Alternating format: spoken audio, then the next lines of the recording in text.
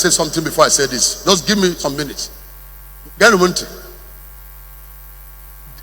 My name, Afambo, and I'm online. Let it go viral. Afambo, venerable gifts, Esele, robot. Afam, Abogomafa, Benam, Esele. Abromonyibo, Abumonye Edo State. Tomorrow, as a church, after doing repentance, we're going to take some decisions concerning the Igbo nation on this altar. Hear me. Abronwa Igbo. Mana abugo nwa Igbo. Pay attention. Okay, for cancer Igbo. Oye na Igbo a nwa Igbo ka o yabo. Oye na udi Igbo a nwa Igbo ka bura nwa Igbo. Pay attention. Hear me. Let me show you something. Don't miss tomorrow. The time for the Igbos have come. Ndi-gbo abego. Listen. One of the greatest mistakes Madu Warikeme is not to be sensitive at the appointed time, or to be sleeping when God has remembered him. You know, when God has remembered you, or when God is saying it is your set time of remembrance, or is your set time for visitation. I will tell you about that covenant. Have you asked yourself? Have you asked yourself?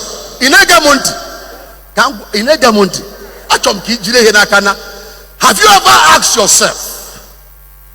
Gini bakara mbanu raya Biafra na ini na nwuro. Have you asked yourself?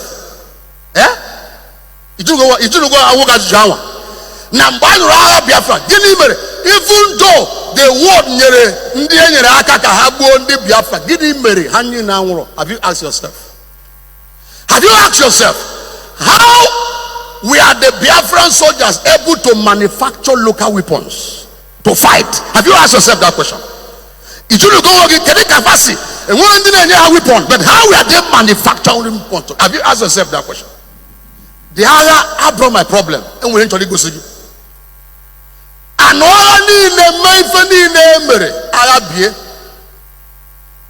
pay attention. Anambra, Imo, Abia, Enugu, Ebonyi. In Eba. Look up. Oram state Kafamana, Nigeria. As in Oafa state, Oafa the state. Which state? Ununokweba. Oram state Kafamana, Nigeria. Can you know or Kanu? Unusno Kanu? Or Kaduna? Or Ibadan? Here go. Listen, look up. There. Na Abuja di God the ta bundi one. Na Kano di God bundi one. Na Lagos di God Ndi-gbo kusi importation. That sea a close road. Na Lagos di God bundi one. Pay attention. Ije Lagos full 50-story building. All the 10 Ndi-gbo were 8. You know I'm neku. Ije Kano full nenu on Ndi-gbo nenu awan. In an even nenu maya wilaya nenu. Mado nesigo na state also biaruo unenu na Ndi-gbo. Ba fo nyawa. Keda fo nyawa. One ma fo nyawa. Watch this. Listen. Anochara Yaseb Ndi-gbo. So sebe Chineke bebri na bomba ba metu go ibone metro like cathedral na. Now anochara niile buchende buru. Pay attention. Boa unogo maybe unogo maybe everywhere. Can you look back into our state? Anya dikande anusuraga. Anya dikeba nuraga. Kedindi na ya na street ai. Kedindi na you on a street tie. I can't hear you. Ndone. Then Maya. Do you know what has helped the Igbo man? Do you know what has helped the Igbo man?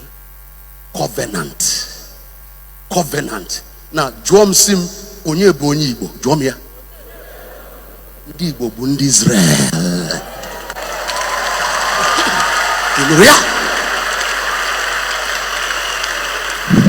I will bless them who bless Ndi Igbo, and I will curse them who curse Ndi Igbo. Pay attention. Ndi Igbo bụ gịnị? Ndị Israel. We are the missing tribe of Israel. Nene maya. Ndị ọcha akụziri unu ka esi ebi ugwu. Ana m ajụ unu. Tupu ndị ọcha abịa unu na-ebi ugwu. Ọfa akụziri unu ka esi ebi ugwu. Ngwa wele anya gị elu. Ịma ife a na-akpọ ọfọ na Igbo. Ime ebe a mụtara ya? Ime ebe a mụtara ya? Onye na-ejide ọfọ na Igbo? Okenye. Onye na-ejide ọfọ na Israel? Ịchọ ka ngawa iru? Nkọwara gị ihe. Nkọwara gị. As long as Israel cannot go down, the Igbo nation cannot go down. So they are fighting in vain. They are fighting in vain. They are gathering in vain. They shall kill themselves. They shall fight themselves. They shall kill themselves. Let me end. Hear me. They close the border. Did they close your destiny? Answer my question. Who they close the border? Did they close your destiny? They close importation. Did they close your destiny? Ndị Igbo bụ mmiri. Ndị Igbo bụ mmiri. Anaghị ejide mmiri aka. Ijide ya n'aka ya akpafuo ya.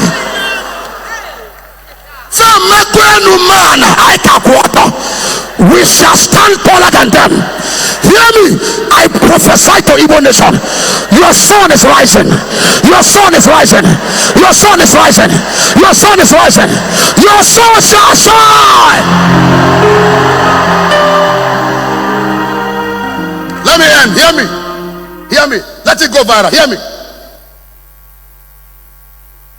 Oxford University has approved Igbo language.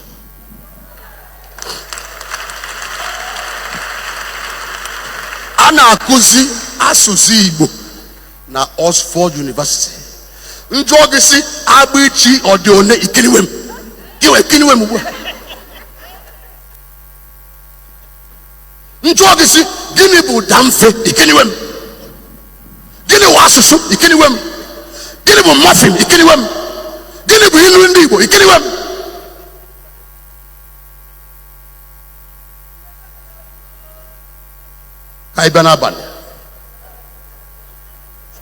Hear me. Our destiny shall shine.